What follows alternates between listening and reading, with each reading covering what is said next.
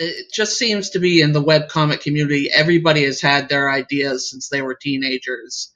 And whether they started it young like I did or they're starting now, it's very near and dear to their hearts, you know?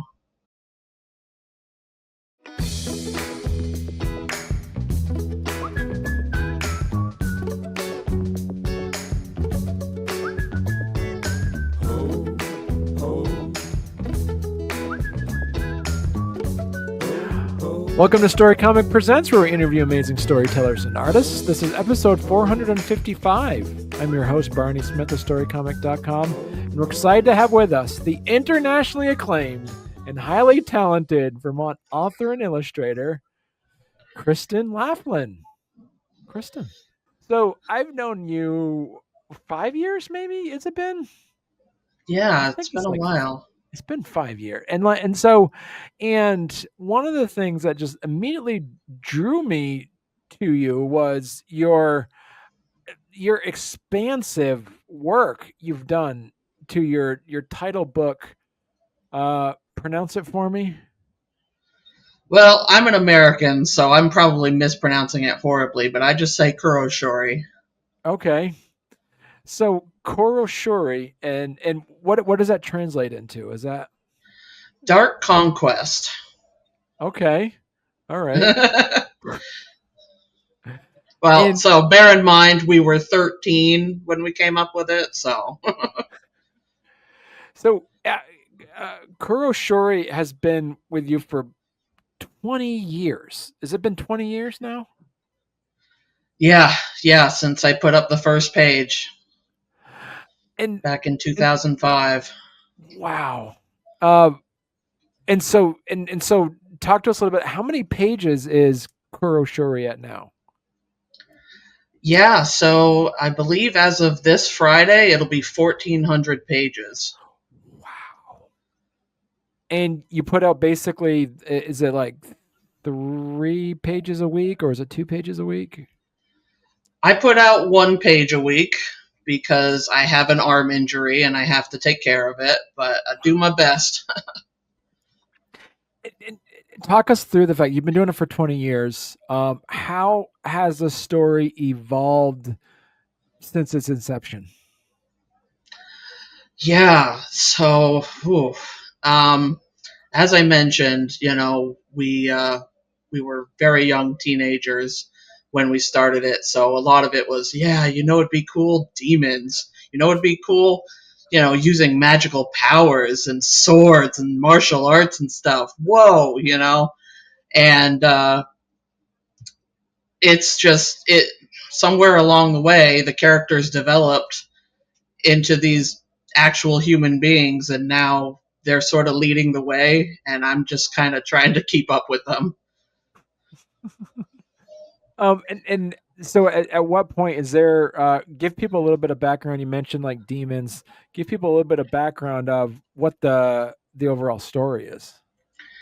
Yeah, so Kuro Shouri follows the story of 2 teenagers, Hisaki, the boy, and Yasha, the girl. They are trying to be friends, and I don't know if they're succeeding or not, but they're trying. And then one day, a guy claiming to be a demon comes around and tries to kill them. And that's kind of a big deal, but then suddenly, spoiler alert, by the way, Yasha snaps, and it turns out she's being possessed by a demon herself. Okay. And it's just a bit of a crazy story from then on there. And so people can actually buy, because they can actually go to kuroshouri.com and actually read the entirety, right? If they want to. Yep. All 1,400 pages. And you're on chapter 70 right now as of this recording.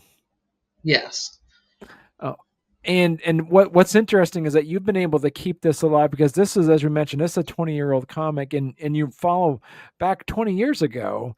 A lot of people either forgot about this or don't realize this. About 20 years ago, if you're doing a webcomic, you would basically put out, as you say, like a page or 2 a week. and Mhm. being consistent with that. And there was also, you're part of a group. It was like what, a web ring or something, where you're able to then Yep. connect with other ones.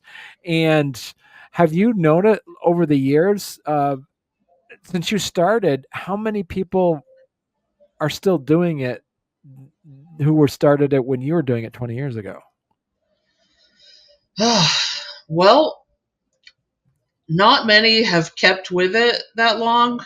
I do see a lot of people who had their ideas for about that long and are starting now. Um, it just seems to be in the webcomic community, everybody has had their ideas since they were teenagers. And whether they started it young like I did or they're starting now, it's very near and dear to their hearts, you know? Right. And so did you re-release this again? It looks like, as I pull up, if you go to kuroshuri.com, chapter 1, page 1, starting at the very beginning, you re-released this back last year, basically. Yeah. Uh, so the fun thing is, as much as I love my old art and writing, excuse me, um, it was a bit of a slog to get through because I was just imitating anime tropes left and right, and it was just, whew, So we actually rewrote it and redrew it so that it would be Wow. a bit easier to read. And we've gotten through 2 volumes so far, and we're still chugging along. Wow. So you actually rewrote and re-illustrated originally Yeah, the original stuff. I just finished redrawing chapter 13, I believe. So, Wow. And so what's where have you seen your artwork evolved since you started doing this 20 years ago? it's very funny. The art evolved with the tone of the story. Okay. Um, I mean, I wish I could show my old pages, but they were very cute, big eyes, just these adorable little teenage characters with bright colors.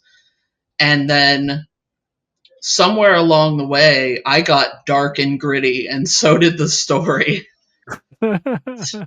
I'm just drawing all these awful, bloody pages, and I'm just like, where did this happen?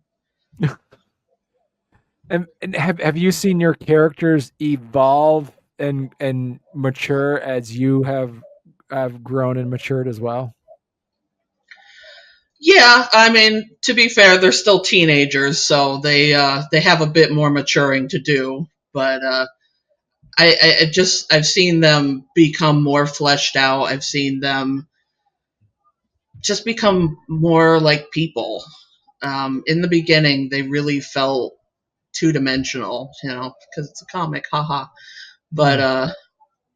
they they weren't very interesting back then, and nowadays, like I feel like if I saw them on the street, I'd recognize them because they're just so recognizable to me, and there's just so much to them. Right. And so how do you judge between wanting to, because there's only so many hours in the day, um, how do you juggle between redrawing older issues as compared to uh, illustrating new pages? Yeah, so a lot of it depends on what is necessary at the moment. Ideally, I try to balance both. Like, I'll try to get 2 redrawn pages in a week and then 2 current pages in a week. That's if everything's going well. But sometimes I get sick and then I fall behind and I have to focus on getting the current pages out and so on and so forth. It really depends on what the circumstances are. Or if I'm trying to crunch and finish a volume, then I might focus on the redrawn pages. Right. Now, do you have a particular point that you want to redraw? Is it like page 400, page 300, page 2? Is there a point where you say, all right, from now on, I'm going to keep that artwork, because as the years progress, your artwork is always going to be evolving Yeah. anyway. Yeah. So there is a point where I'm just satisfied with the writing and I'll just let the story go from there. But I do stress to people, I did not do this to fix the art. I did it to fix the story. Okay. All right. Yeah. Yeah. That's it.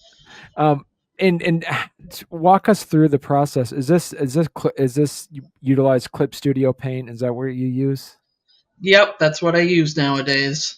Yeah. Uh, a lot of the old pages were done in an ancient software called Comic Works, but nowadays, yes, I use Clip Studio Paint. I love the features in that program. Really makes it easy, and there's just so many resources within it. And I can bring my screen tones over from Comic Works, so yeah. Oh, really? Okay. Yep, very important.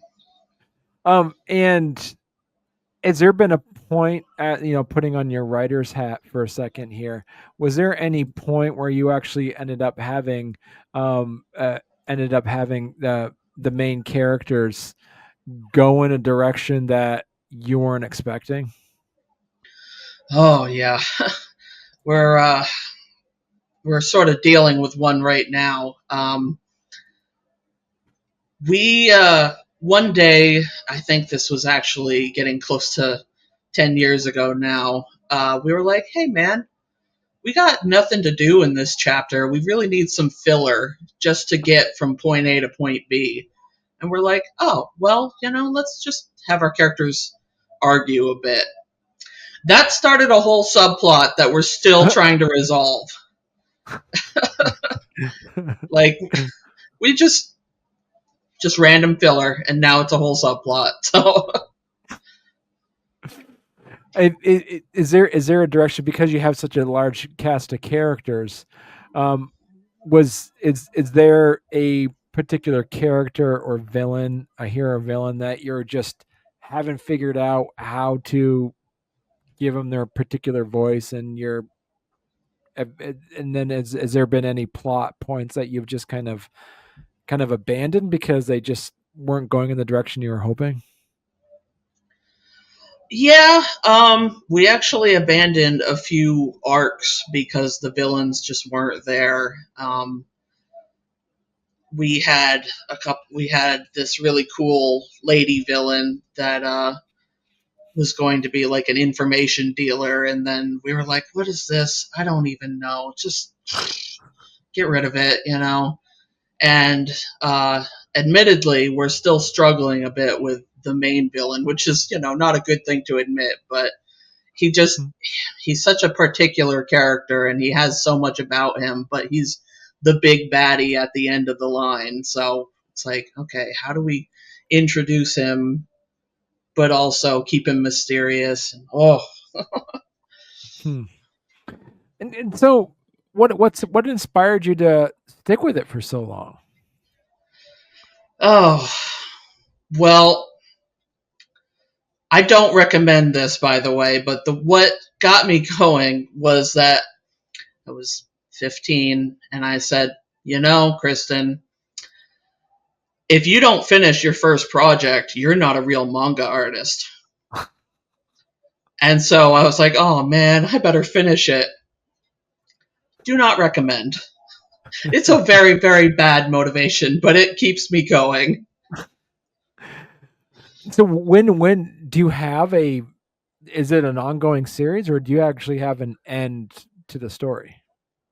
There is an end. We're actually getting fairly close to it. Really? Okay.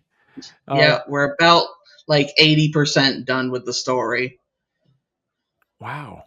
And so what's going to happen then after the story's finished? I'm probably going to cry for about a month.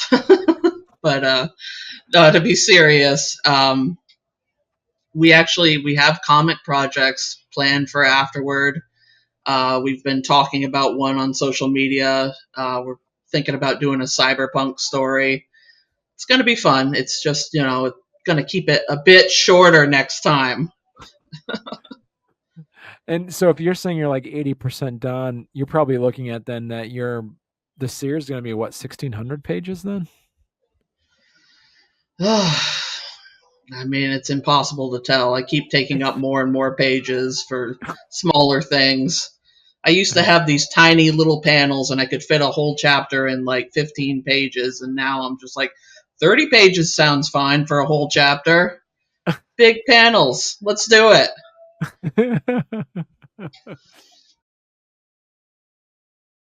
Well, hey there. If you're enjoying our podcast, don't forget to subscribe on YouTube or leave us a 5-star review on your favorite podcast platform. Your support means the world to us and helps us keep this show going. We love hearing from you, so any feedback is welcome. And thank you for being a part of our podcast family and for all your support. It truly means a lot to us. How have you been able to stay motivated through building such a long project? Well, a lot of it was figuring out how to get through these pages without feeling like I'm getting bored. When I was younger and I tried making comics, before I was working with my husband, I would draw like chapters ahead, just sketch it out, and then I'd be like, I don't want to go back and ink that. I want to move on with the story. It's so cool, So nowadays I'm like, I will sketch 4 pages in advance, and then we will ink, and then we get to move on. And how have you seen you mentioned like your art style? Have you seen that as you've progressed over the 20 years? Has your art style still evolved, or has it been to a point where like, okay, this is now from now on, this is the style of what my book's going to look like? I mean, it's always changing a little bit, especially as I study things and anatomy and perspective and stuff like that. But I feel like I've actually hit a point where I've sort of found what I want my art to look like. And I'm just kind of sticking with that for now, just refining it. Okay. All right. And my other question for you then is, what advice would you have for other creators who want to start long-term comics? Well, first of all, just have some reasonable expectations. Especially nowadays, back when I started, people were very eager to read webcomics, so it was pretty easy to find an audience. Nowadays, you got to be prepared for the possibility of people taking a while to get into your comic. And Webtoons isn't guaranteed to feature you, and other sites like that. You gotta promote your stuff. You gotta do all these things. You got to talk about your comic. So you got to have these reasonable expectations of what to expect. And just because it's relevant right now, take care of your hand.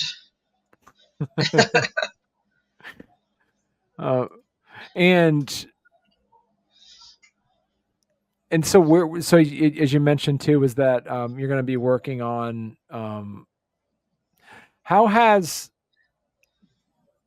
do you consider yourself now an author who illustrates, or you consider yourself an artist who writes? Oh, that's a good question. Honestly, most days I just consider myself a comic creator. I do both. That's how it is. I'm always going to do both. And in equal parts. Okay. And if people want to learn more about your work and want to actually pick up a copy of your first 2 volumes, how can they do that? So you have the website up. There is a shop page that leads you to where you can buy the current books. We're working on volume 3 right now, so look forward to that. Also, Generally, if anyone is on Blue Sky, I'm on Blue Sky, and you can find me there. I always post about when the books are up, when the pages are up, and yes, you're showing my Patreon. That's there too. Mm-hmm. Throw money at me. Yeah, so absolutely check out Kristin's Patreon page. And you got you just have one tier, or is that?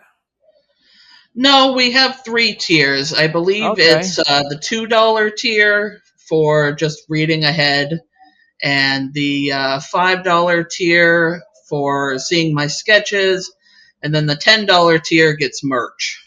Okay. Excellent. Okay. Perfect. And look, you got a lot of people following you. That's exciting. Super exciting. I'm very happy Yeah. about it. All right. And so definitely check out Kristin's Patreon page. You can also go to Kuro Shouri. You can also go to kuroshuri.com and be able to check out the books on there too.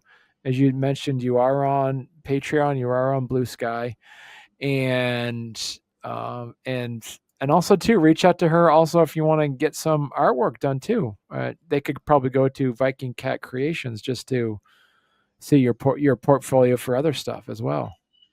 Yep, and also the page where I sell my books, it has my commission info as well. Okay. Yep. Perfect. Awesome. Excellent. So listen, then Kristin, you're gonna have to come back on once you get volume 3 or get some other stuff. Then when it's all together and you have your giant collection, that'd be fun. Yeah, that would be fun. The box set, the Kuro Shouri box set. Right. Excellent. Well, thank you so much, Kristin. I'm so glad we're able to finally talk. Yeah, thanks for having me.